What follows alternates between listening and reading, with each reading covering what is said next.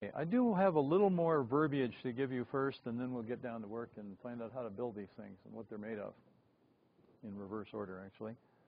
I had some criteria for self-concept, and I had some when I began the modeling project, because this essentially is a modeling project. I was trying to figure out, well, what is this thing called self-concept? It's a word, it's a generalization, it's an abstraction, it's a nominalization. It really should be self-concepting. It's what we're doing all the time. It's not a thing. You can't put it in the wheelbarrow. It's a process, or set of processes, really. Anyway, I decided I wanted if I were going to start from scratch, and I don't know how to do this yet, but still, I want to have some criteria for how I would do this, or what I want to have at the end of it, really. Not so much how I do it. I have to figure that out. I want it to be durable. Have you all had the experience of you're bopping through life and everything's pretty good and you're feeling pretty good about yourself, and then somebody insults you or a project falls through, and or you realize you just really made a very, very stupid mistake, and you just go, oh, God, and you kind of crash?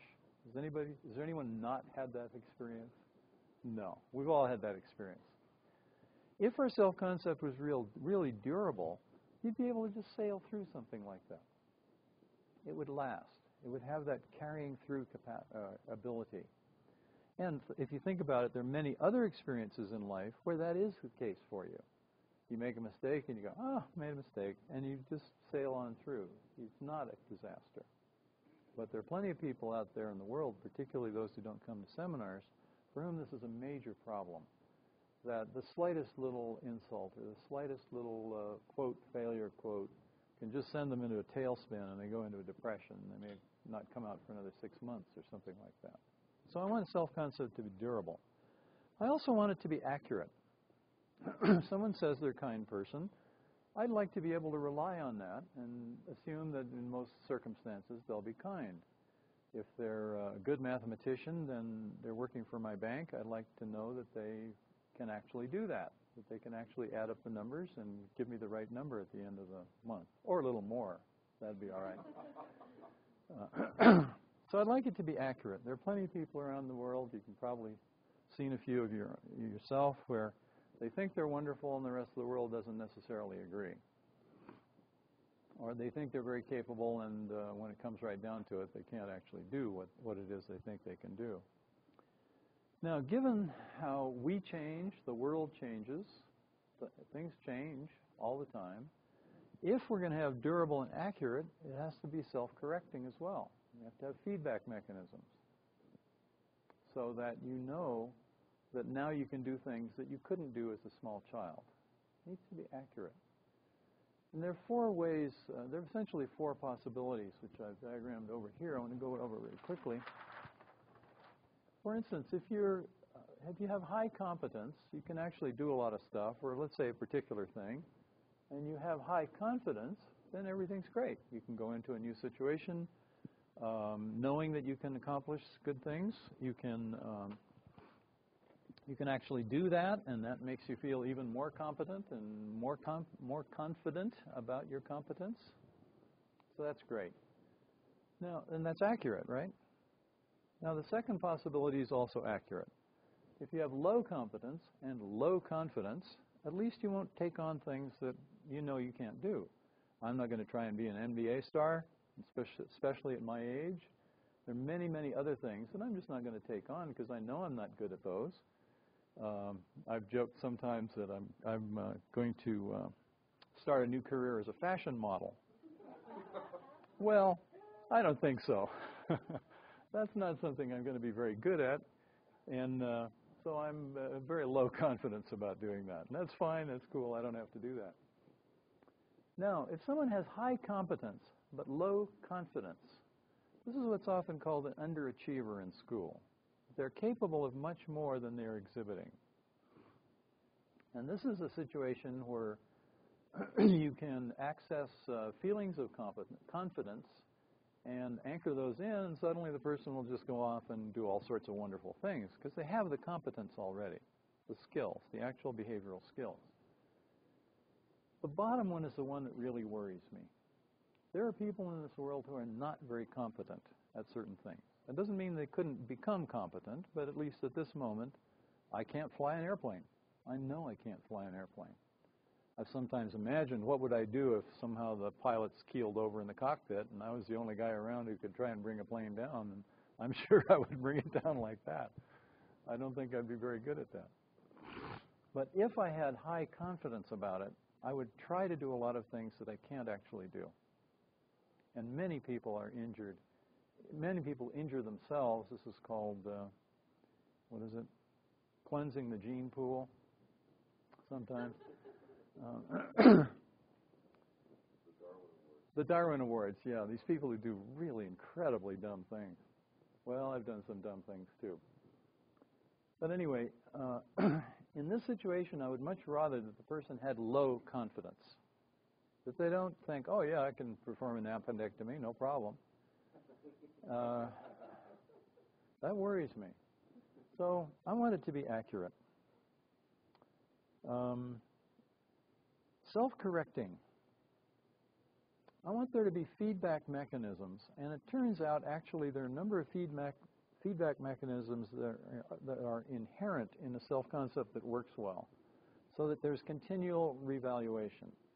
That if you are kind, if you think of yourself as kind and you do something that's mean, you'll notice it because it conflicts with the self-concept. You tend to notice it because of the very mechanism that's in there. Anyway, there are a number of other things that we can do to make sure that that self-correction is in there, and that's an important part. So we're over here now, actually. Now, I also want the self-concept to be unconscious. I've seen too many people who are pompous and proud, and even though pride is listed as one of the 7 deadly sins, a lot of people don't seem to get it. This was true in the Greeks 2,000 years ago. They said pride was one of the principal sins, and one of the sins that then had subsequent sins, so to speak, or subsidiary sins. And if you think about it, if I walked over to the door here and then I turned to you and smiled and said, I can open the door, wouldn't that seem a bit weird? Why would I do that?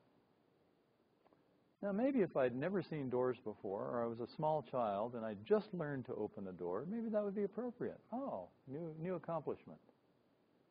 But think about it. It's based on a very small evidence. It means that I'm really not sure of my competence yet. I've just discovered it, and I'm really ambiguous about it. And it turns out that pride is always accompanied by its opposite, shame, that is essentially a sign of ambiguous self-concept. If you really know who you are, then you are who you are, and you take it for granted. Well, sure, I can open the door. What are you asking about that for? I don't understand. Now, boy, excuse me, I'm really messing up the tape here.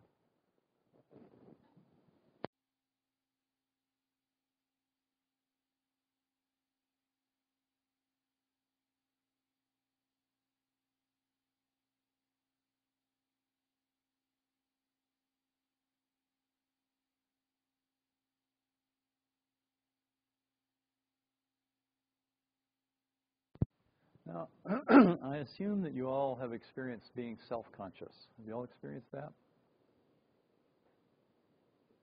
Is it fun? Is it fun being self-conscious? Oh gosh, how am I doing? No, it's not much fun. Is it fun being around somebody else who's self-unconscious, who's self-conscious? No, you're kind of in pain for them because they're in such pain. Now, in contrast, if you can think of some kind of peak performance situation or what's called a flow state, where whatever you're doing, everything is going smoothly, you're responding to the cues, you're moving, you're doing, you're talking, whether it's sports or good psychotherapy or just a good conversation, you're really hitting it off with somebody, that's essentially totally unconscious. You may be vaguely aware, oh, everything's going well. But what if you actually say to yourself, everything's going well? What happens to your performance? Usually it takes a nosedive. Because as my understanding of a peak performance or a flow state is that all of your available attention, your 7 plus or minus 2, or sometimes 2 plus or minus 2, is attending to what you need to attend to do the job, to get your outcome or get somebody else's outcome or whatever it is. And that if any of that is distracted by evaluation of, gosh, I'm doing really well, that reduces the amount of attention that you have for the actual activity. So I want your self-concept to be unconscious, except when we find out it's not working very well. We might take it out of unconsciousness into consciousness, play with it a little bit, adjust it, and then let it go back into unconsciousness. So I would take a conscious self-concept as being a sign that something wasn't quite right. I want it to be unconscious. I want it to be as unconscious as your name. Now, as soon as I say your name, or if I ask you for your name, you can get it, right? I hope. But until I ask for it, it's unconscious. And that's how I want your self-concept to be. That if someone says, well, can I trust you? You can go in and you can come back and say, yeah, I'm a trustworthy person, or whatever. Or maybe, no, you better not trust me, especially when I'm telling you now. So I want it to be unconscious. And I want it to connect with people. A lot of people have a self-concept, and these are all aspects of the same functioning. I'm just talking about them in different words. Sort of like, you know, a felt tip pen. It's round, and it's long, and it's red. And those are all different aspects of the same object. Well, likewise, these are all different aspects of the same thing that I'm trying to describe here. Language, unfortunately, is linear. And so it kind of goes one at a time. But all of these are happening at once. Some people have a self-concept that separates them from other people. I'm special and you're not. I'm white, you're black, or I'm black, you're white, or I'm woman, you're man. You know, any number of distinctions you can make. Boy.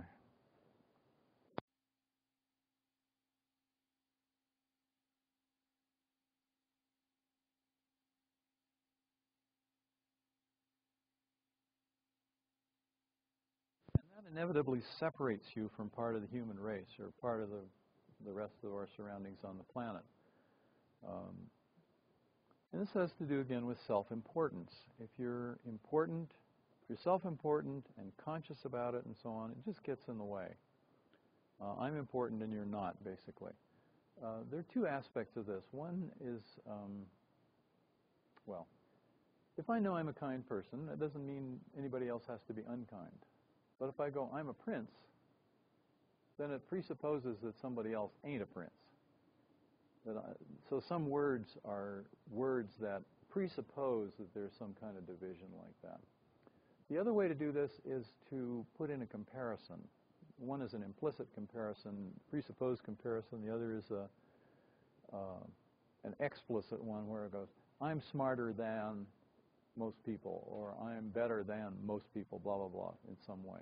So building in comparisons to the self-concept is not necessary, and when it does, it will tend to create this connection, separation, and a self-importance, which is part of the whole separation thing. And that's just a drag. I didn't want to do anything that would assist in building separation and self-importance. So these are some of the criteria that I have, and I encourage you to adopt them. If you're not convinced, let me know, and we'll talk about it, or you can do what you want. But these are criteria that I have for building a self-concept that works well.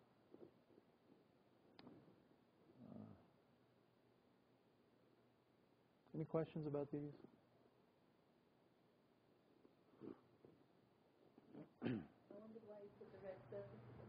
Well, it's the not self-importance. These are all things that I want. I want them to connect and be unconscious and self-correcting and so on. But this is something I want it not to be. And I don't have a convenient way of saying not self-important. It's a little bit like going around your elbow to get to your thumb, but it's the best I've been able to do so far. Say, point at this and say, let's not do this one. Let's not do that. It's just a drag for all concerned. And becomes it comes to the basis for all sorts of discrimination, economic and racial and you name it. And a lot of the problems of the world can be traced to self-importance. Carlos Castaneda was particularly eloquent on the whole notion of self-importance and not being self-important. It's just a drag for everybody concerned and has a lot of harmful consequences. Okay, well, now let's get into the nitty-gritty of how we do this.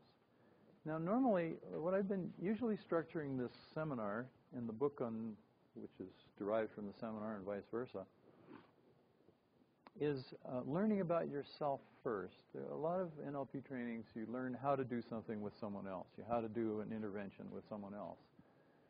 And hopefully, then eventually you take turns and someone else does it with you. But I think I want to do it a little different this way, partly because I'm getting a little bored with how I've been teaching it, and partly just try out different things and stuff. So I think I'd like to demonstrate this a little bit. How many of you have not been to this seminar before? I'd like to. Okay, 5 and 2. Okay, great. In the early demonstrations, I'll ask one of you rather than somebody who's already been through this. And what I'd like to do is the following. I would like to demonstrate how to elicit the structure of a positive quality. So I'll ask you to think of some positive quality that you have, that you approve of.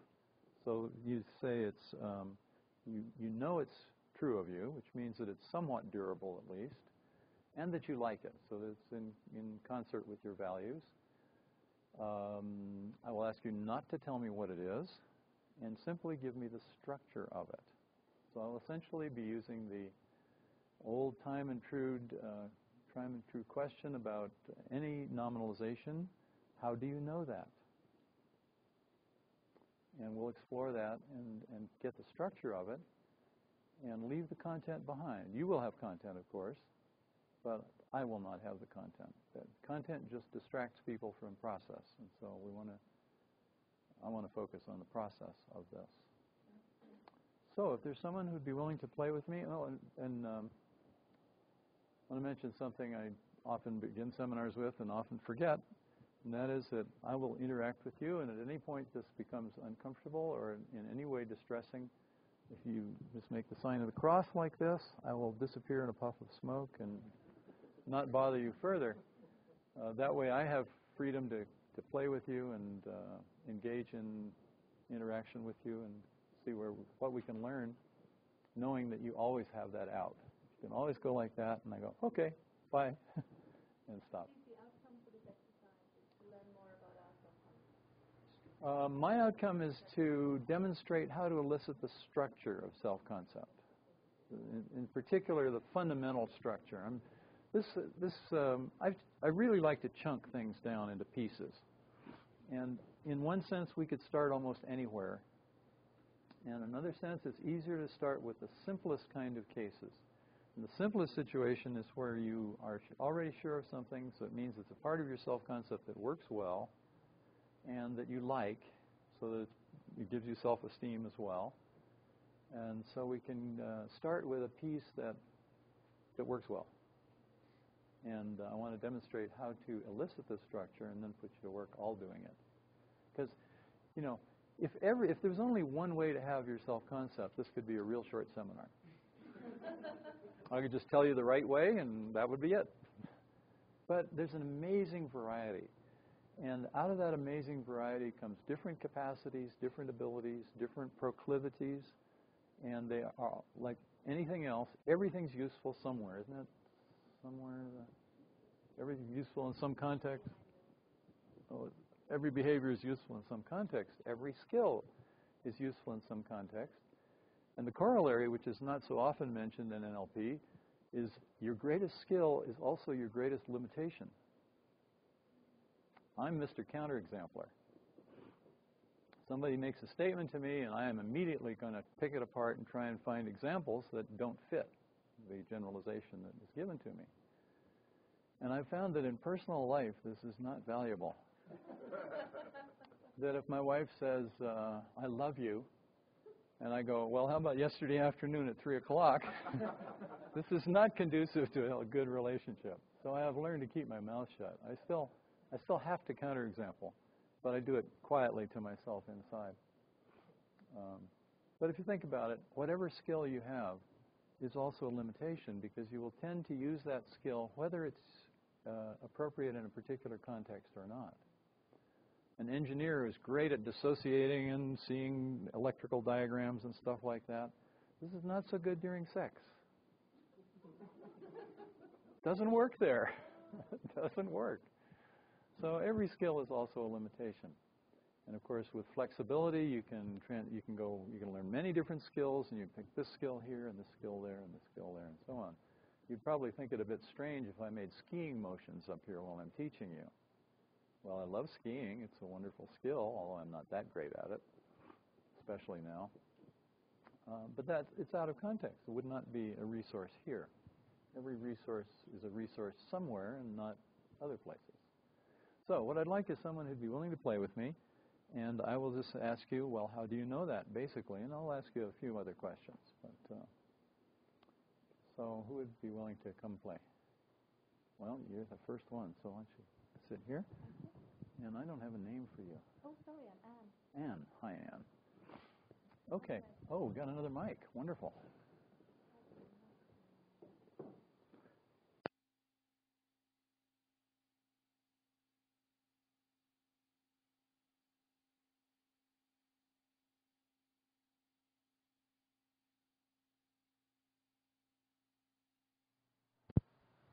Okay, so there is some quality that you have, and you know that you have it, so you're reasonably sure about this.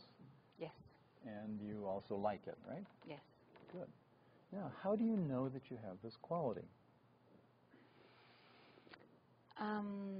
Looks like a picture. I'm just picturing you. Notice her eyes are going up. I've exercised, I've behaved out of this quality many times. Okay, so you have examples of this quality. Yes. And are those images? Yes, there's an image. Okay. And there's a And feeling. they look like they're up here somewhere. That's right. How far away? A bit more up there. Okay. A little to the right. Yeah. Good. Okay. And roughly how big are they? Quite big. Okay. About, yeah. Okay. Quite big. And do they come one after another then? Oh, right now I'm looking at one because Okay. I exercised this yesterday. Okay. So you're seeing one at the moment. Seeing one, yeah. Okay. And but you mentioned plural, right? You mentioned a number of times. Yes, many times. Okay. Now, if you think of many times, how do you think of what sort of images you have, or what representations do you have of many times? Many times I can access over here. Okay, so you've got a bunch over here on your past timeline. Is that right? Yeah. Okay. Now, it's fine to have them on your past timeline, but I'm assuming that you have these assembled in some way, because on the timeline they're in with all the other things that you do. Yes, that's right. Yeah. Now, in order to be certain about this and to have a nice, durable, stable sense of who you are in regard to this quality, I'm assuming that you have some way of organizing them separate from the timeline. Yeah, it's a part of me. It's something I am. I don't know how to describe it in submodality. Okay. Now, the gesturing in here, that's an emotional feeling, right? Yes. It's more of a sense of solidity. Yes. Or and part of who you are. Right. So it's not questionable. It's not just the behavior. It's who you are. Yes. And that's great. That's what we want to go for. But that's a result of something I think you're probably doing up there. That's right. So tell me a little more about what you're doing up there.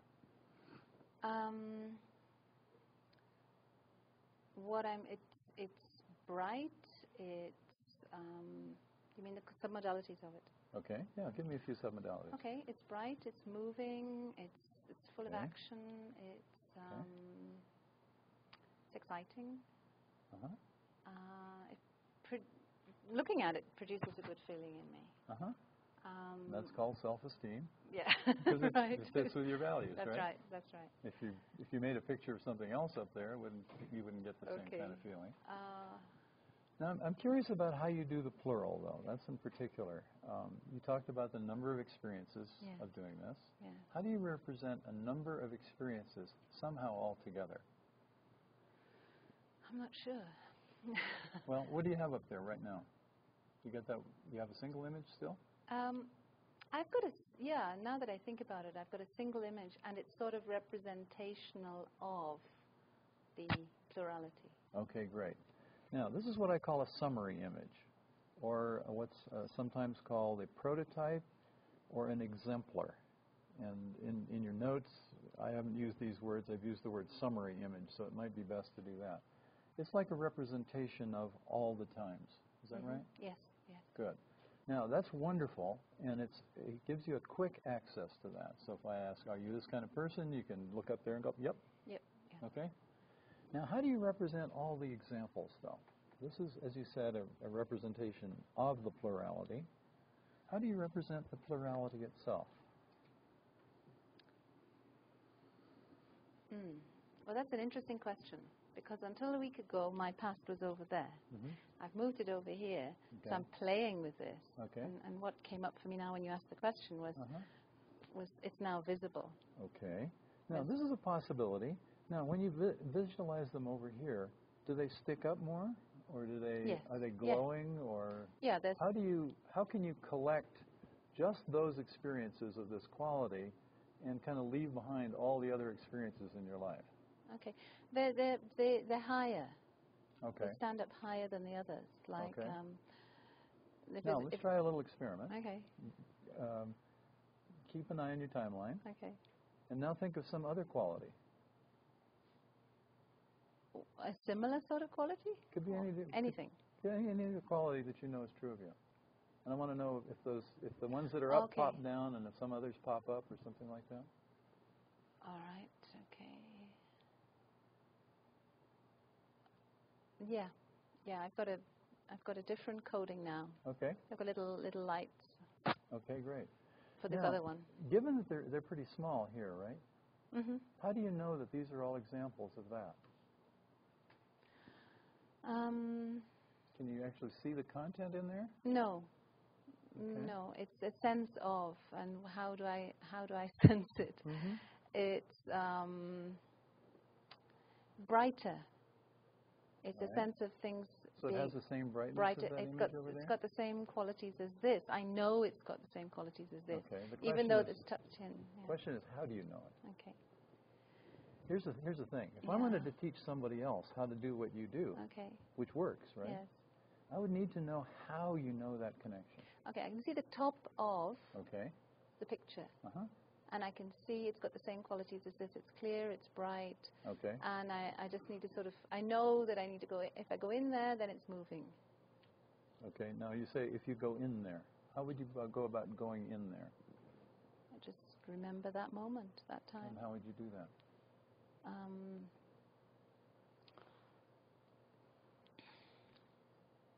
Okay, what I would do now is literally lift that picture up. Okay. And I guess, let me try. Yeah. I guess I'll move it over here. I would think so, yeah. Yeah, that makes sense. Yeah, just pop it over there, right? Just pop it over here, yeah. And then it That's becomes right. moving. Yes. Okay, great. Wonderful. Okay. And that's how she does her self-concept for this quality. And it works. It's durable. She has a good sense of the solidity. It's in alignment with her values and so on. Let me see if I left anything out here in my list. Well, I think I know the answer to this already, but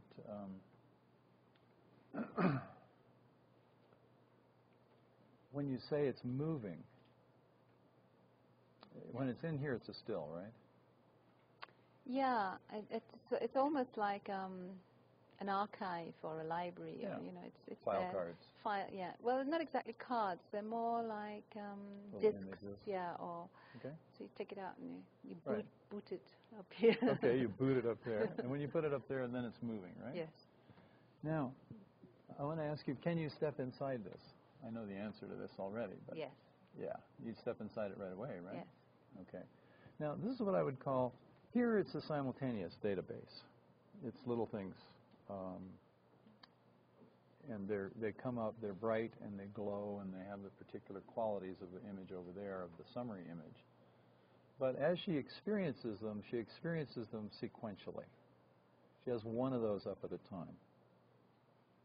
In contrast, for instance, some people would have like a collage up there, and instead of having them coded in the timeline and coded in submodalities, they would actually image them over there, as well as having them on the timeline. And so they could be all sorts of different images that would be simultaneous. Now, do you have any questions about what we've done? No, it's very interesting. When you mention that, I'm not sure whether or not I ever do that. I don't know. I haven't checked. Well, you can find out, and you can play with trying it out. Very interesting. From the talk the other night when you talked about putting the frame around it, that's given me the idea of doing that to strengthen it even more. It's another way of doing it. Sequential works fine, and simultaneous works fine, and I'll go into some of the advantages of both. It's one of those things where they both have utility, they both have advantages, and there are ways of putting them together so you get the goodies of both of them. Could there be a possibility in relation to what you were saying about pride and shame and self-importance that you could make something too strong? I'll go into that. It's a good question, and it's one that I answered wrongly for a while. Okay. So I have particular poignance to that because I had made a mistake years ago, and we'll get into that. Do you have any questions of Anne? Yes. I just want to ask you, Anne, did you see all your qualities here on your timeline, and that one is a summary of them?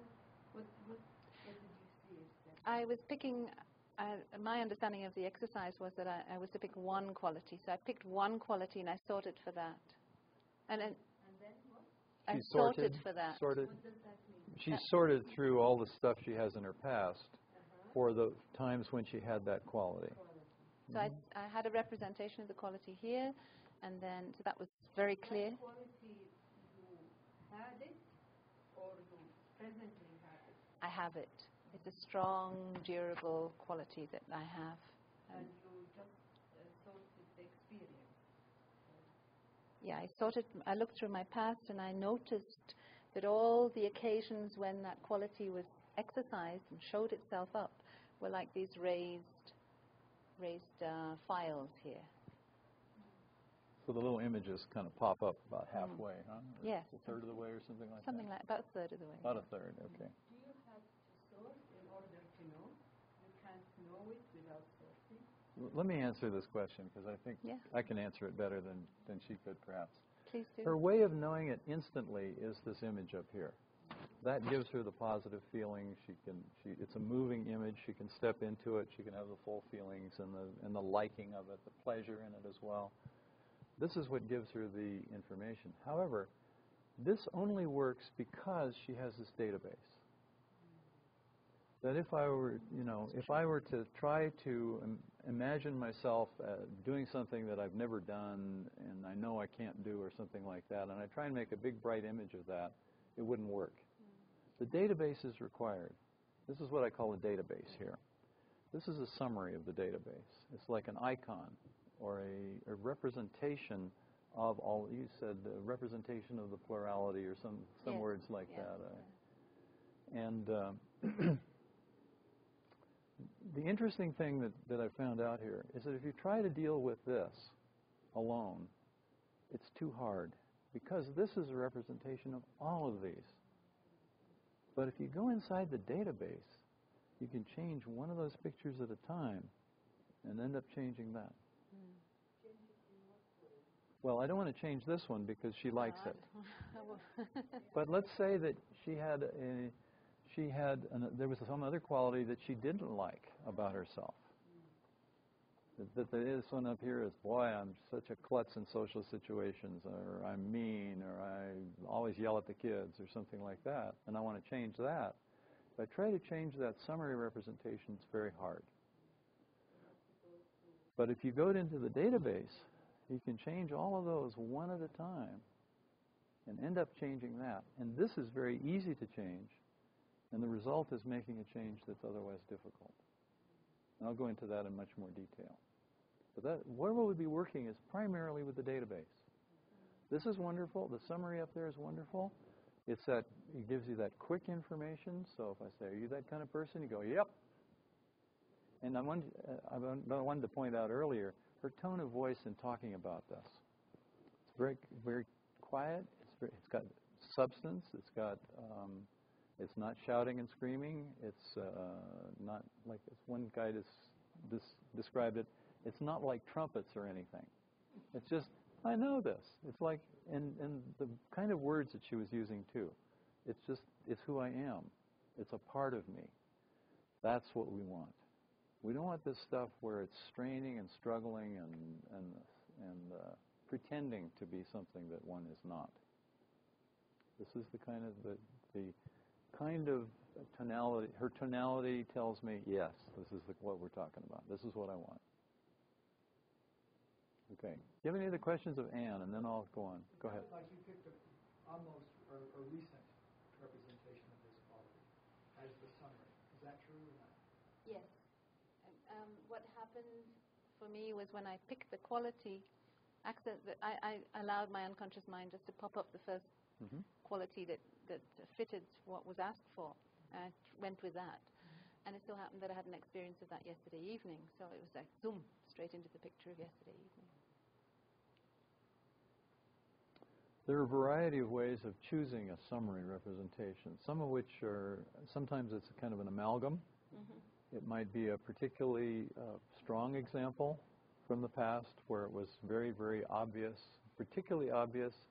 It could be a more recent one, or, people have different criteria for choosing either one example from the database or an amalgamation of examples from the database.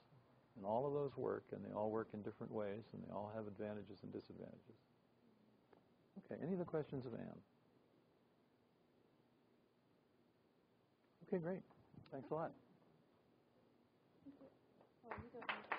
That's all right. I'll just see. I guess you want to take care of it. Otherwise, people will walk on it. Thanks. Okay. Now I want to go through the little list that you have. This would be a good time to look at your notes very briefly, at least. Because I want you all to do this. And oh,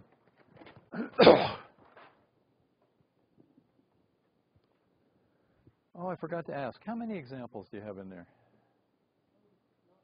How many, roughly? 10, 50, 100, 1,000? A couple hundred. Okay, great. They popped up. I had a sense that I could access just about anything that fits that quality. It's just a rough number. We don't really know, but it's if you look out out the window here and you see all those rocks, you could make a rough guesstimate. Well, it might be 1,000 rocks out there, and you don't have to count them one by one. But some people have more, and some people have fewer. So the first task is to do what I did with Anne. Just ask this question over and over again, and I want you to identify how the person has their summary and a little about it. But that's not the main thing. The main thing I want you to find out is the database.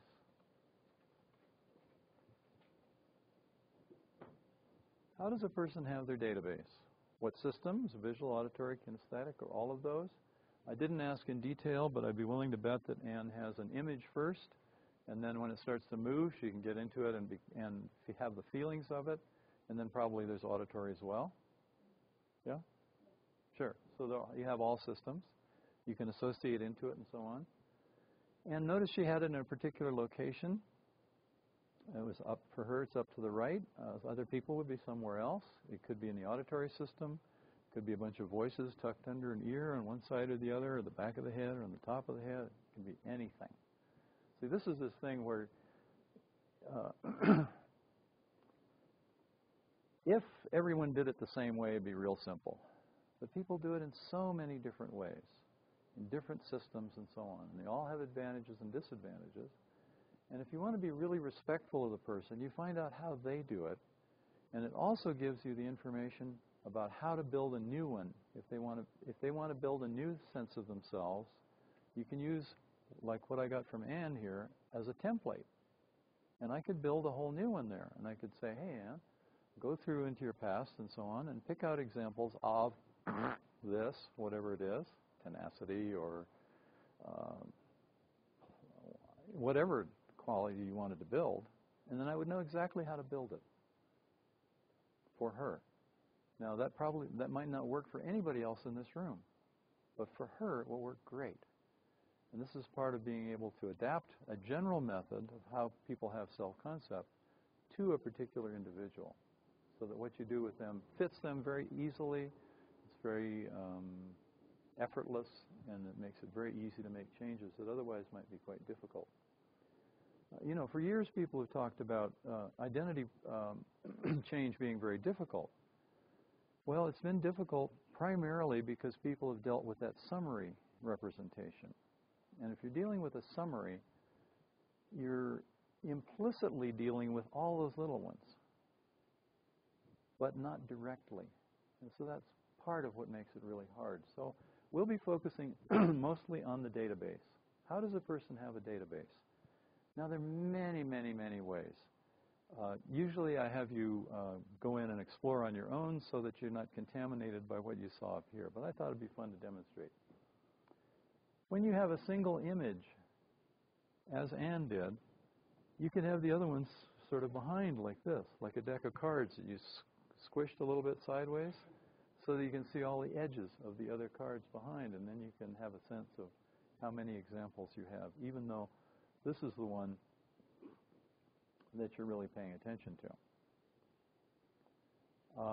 So the location, that's obvious, I think. You all know about location and the importance of location. Simultaneous or sequential. Anne was sequential. And her database over here was simultaneous, but she represented it sequentially. That if I would say think of a lot of other examples of times when you had this, she would probably go blink, blink, blink, blink up here. Now, you may find out after the seminar you do it differently, but right now this is how you do it. Now, other people will have more of a collage. They have a whole bunch of little pictures like this. And you'll see me doing a diagram like this quite often in the seminar because it's something I can point to. You can say, well, here's this image here and this image here and so on. Doesn't mean that it's better. It's only different. All modalities, visual, auditory, kinesthetic, feeling, association. Can you easily step into and associate into any example? And how do you do it? Some people make the image really big and then they can just walk into it. Other times they make themselves small and they step into it that way. There are a lot of different ways of doing all of these things. What submodalities? Often this is brightness, and there's brightness and color and movement and various things like that. Because if you think about that, remember, this is kind of a target. This is what you are and want to be in the future. Not only now, but in the future. Just as in the Swish, you build the future you, and then you become it. So it's both now and future. And this is essentially a template for how you want to be. And in here is the information about whatever that quality is. So this is your quality in this context and that time, and this is with another person another time and place, and this is another and another and another, and so on. Different contexts, different people, different so on. We'll go into a lot of those in great detail. But I think that's enough for the initial exercise. And do you have any questions about the exercise? I have a question. Okay. A detailed question about the idea of quality, and maybe it's better to ask it after the exercise. No, let's ask it now. Okay. It was in the category of beliefs, values, and capabilities. Yeah. So I'm thinking, for example, of a quality. So, like with kindness, you use kindness. If I were to think of it, I'd say I value kindness, and I'm capable of being kind in certain contexts. That's kind of a... Well, I'd want to take something that's a little more universal. If you contextualize it, then it's more of keeping it as a behavior that you can do. But who are you as a person? It's a little different question. And I'm saying that the easiest way to go after this and learn about it is to take the more middle level of capabilities or qualities. Things like, oh gosh, loyalty, tenacity is one of my favorites. I'm motivated. See, a lot of people go for motivation, not realizing that motivation tends to be kind of transitory, whereas tenacity is motivation over time. And a lot of people don't need more motivation, they need more tenacity. They need more ability to carry through with something, not just get excited about it and then get unexcited about it. Steadfastness. Gosh, I've got a long list in the book, and then when I think about them, I can't think. Intelligence. The reason I asked is you mentioned that there are some projects that you're not tenacious about. So is that, and that's... Okay. Now, this gets into counterexamples. Every generalization has counterexamples. So even if I think of myself as tenacious, there are counterexamples when I'm not tenacious. For right now, I'm going to ask you to ignore them. They're tremendously important. But just think about how you would describe yourself to someone, maybe particularly over the telephone where you have to use words. What words would you use to describe yourself? What kinds of adjectives or nominalizations would you use? Even though there are counterexamples, this is the way I think about it. Yeah. Right now, we'll ignore counterexamples. They're tremendously important. We'll spend a lot of time on them tomorrow. They're crucially important. But for right now, they would complicate things. So just kind of sweep them aside, tuck them under the rug, or, I don't know, put them on a shelf, and we'll get to them tomorrow. Now, Hughes. Yes, I want to clarify something. When you say the way Anne did it, you mean the way she sorted, I mean, this way or the other way? This is what you mean? Everything that she did up here was one way of having a self-concept. There are many, many ways. And as much as you can, ignore what you saw up here, except as a general idea for how to ask the questions. I just want to know what are you referring to, way of what? Oh, let me give you some examples. One gentleman I have a video of, his way of knowing that he was intelligent was he had 50 voices under his left ear. He had one general voice, a summary voice that I'm smart, and then he had a collection of about 50 voices, all of different people in different contexts, commenting on something that he had just done, which demonstrated intelligence. And his summary, the first voice that came up was his father saying, "I don't know where you got all that intelligence from." Which is wonderful, because it's all presupposed. It's presupposing that he didn't get it from his father.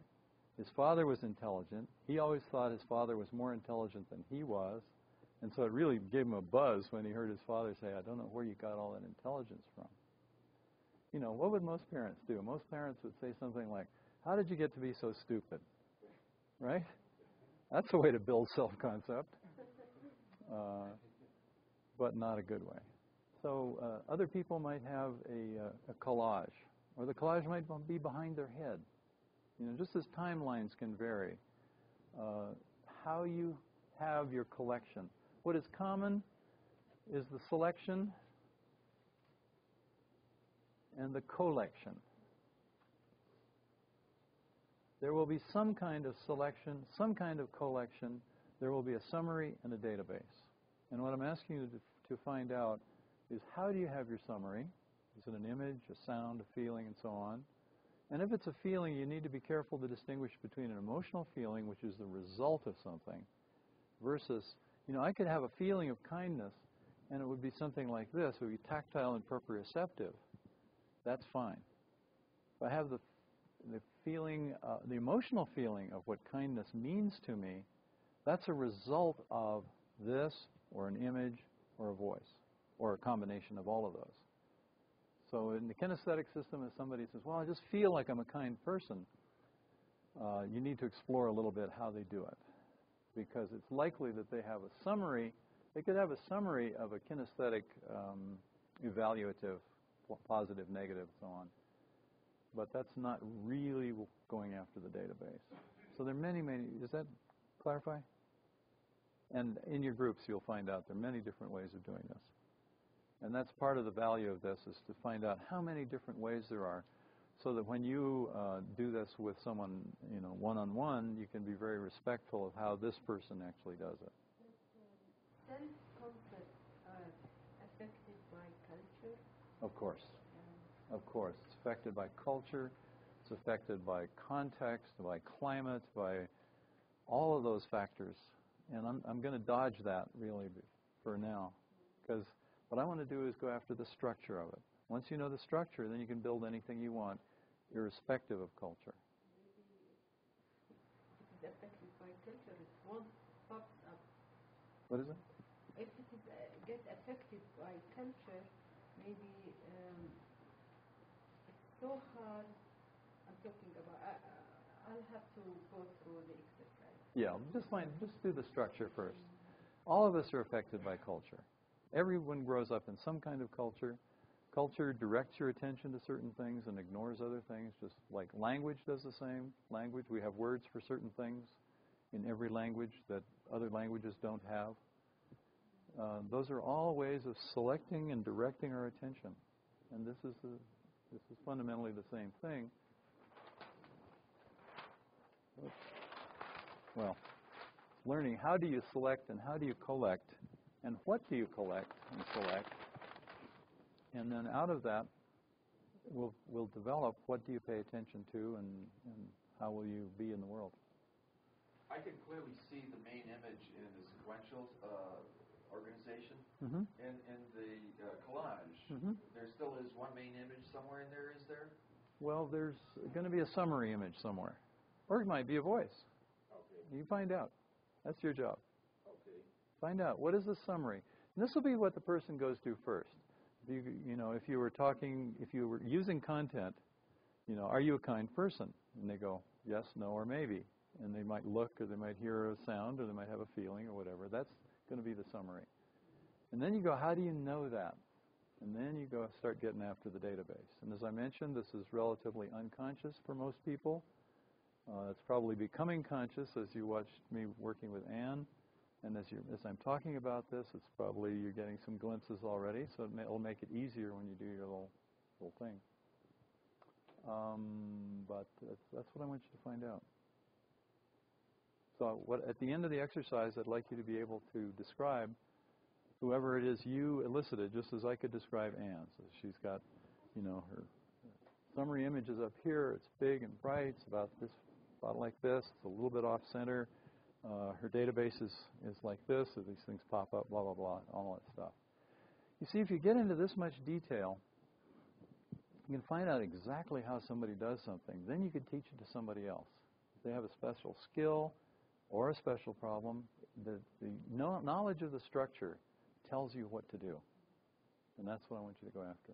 See, a lot of psychologies, the description of the problem doesn't tell you what to do. The classic example is the DSM-4R. Has some 700, 800, 900 pages of descriptions about how people are broken. None of those descriptions tell you what to do to help them be different. The descriptions are totally useless for that. It's all sorts of words, hundreds and hundreds of pages. In NLP, hopefully, our description of a skill or a problem